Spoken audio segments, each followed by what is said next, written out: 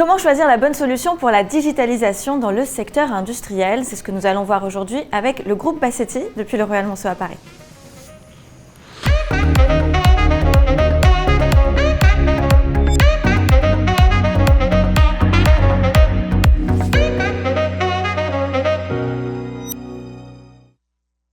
David Bassetti, bonjour. Bonjour.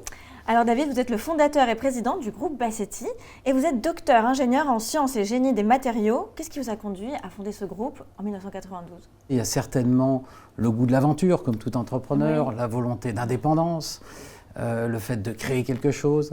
Donc après, voilà, je ne sais pas trop faire de la psychologie ici, mais j'imagine qu'il y avait des choses comme ça. Donc un esprit entrepreneurial, mais surtout qui est quand même très orienté et très spécifique, puisque vous faites face à la digitalisation de l'expertise technique des entreprises. Quels sont les principaux défis que vous relevez? Alors les défis, il y en a tout un tas. Alors bien sûr, on est dans le monde du logiciel, de l'informatique, oui. Donc il y a des défis techniques. Voilà, mais je ne suis pas sûr que c'est ça que je mettrai en premier, parce qu'il y a des défis algorithmiques, de complétude, de sécurité des données. Alors je pourrais vous en citer tout un tas. Mais peut-être que le défi le plus important, c'est le défi humain. C'est le fait de trouver les ressources, qui n'est pas si simple, sur les différents marchés où nous sommes, d'arriver à former ces personnes, ces ingénieurs, ces développeurs, ces techniciens, et d'arriver à les inspirer, à les motiver. Et donc voilà, c'est bien sûr un défi avant tout humain. Alors, est-ce que vous pouvez nous parler un petit peu de vos solutions? Concrètement, vous faites quoi? Vous êtes plutôt un éditeur de logiciels, une ESN? Comment vous définissez?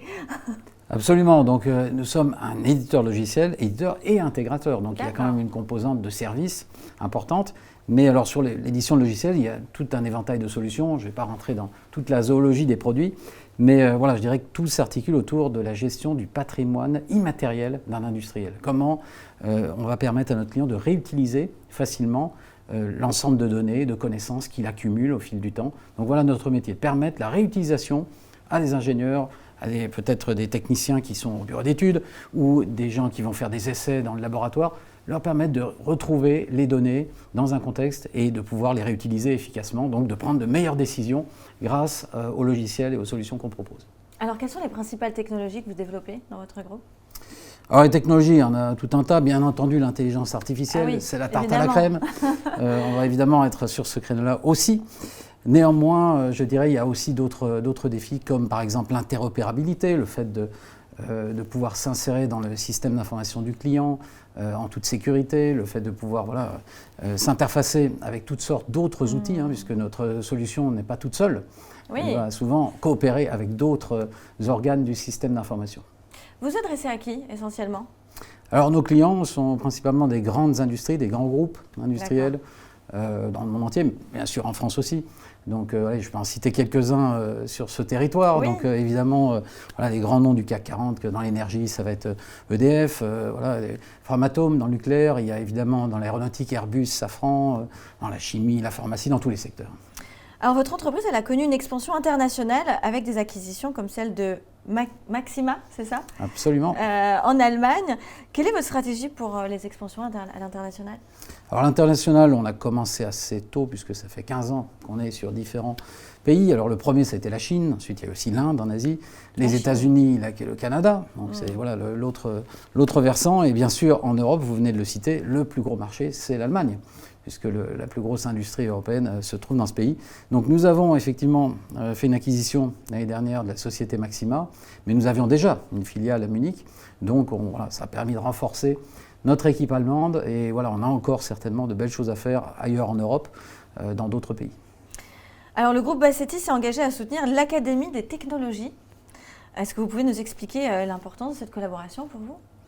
Alors effectivement, je vais décrire notre activité qui est assez technique, c'est un monde d'ingénieurs, d'abstraction, où à chaque fois la technologie joue un rôle important. Donc il nous a semblé naturel de renforcer notre partenariat avec cette Académie des technologies qui regroupe toutes sortes d'experts dans des domaines particuliers, souvent en lien étroit avec l'industrie. Donc voilà, c'était une extension naturelle, je dirais, dans le scope d'activité que nous avons aujourd'hui. Quels sont les besoins clients qui viennent vous voir? Quand on vient vous voir, on vient chercher quoi? On vient chercher des talents, on vient chercher des solutions technologiques. Quel est votre, on va dire, le cœur de votre métier, de vos solutions, ce que vous proposez le plus à vos clients? Qu'est-ce qu'on vient chercher chez vous? Alors, ce n'est pas forcément des talents, même si évidemment il y a de nombreux talents chez Bassetti, mais je dirais qu'on est avant tout un éditeur de logiciels, donc des solutions qui vont être intégrées chez un client. Donc vous vendez des licences? Donc nous vendons des licences, nous vendons des logiciels, des solutions qui seront quand même souvent paramétrées, adaptées beaucoup à la demande du client. Mais je dirais que c'est plus des solutions quand même que voilà, des talents. Maintenant, bien entendu, il faut, et je l'ai souligné, des hommes et des femmes pour faire tourner tout ça, pour imaginer les solutions, les mettre en œuvre. D'accord, mais en tout cas, c'est une solution SaaS que vous proposez ou oui, pas que?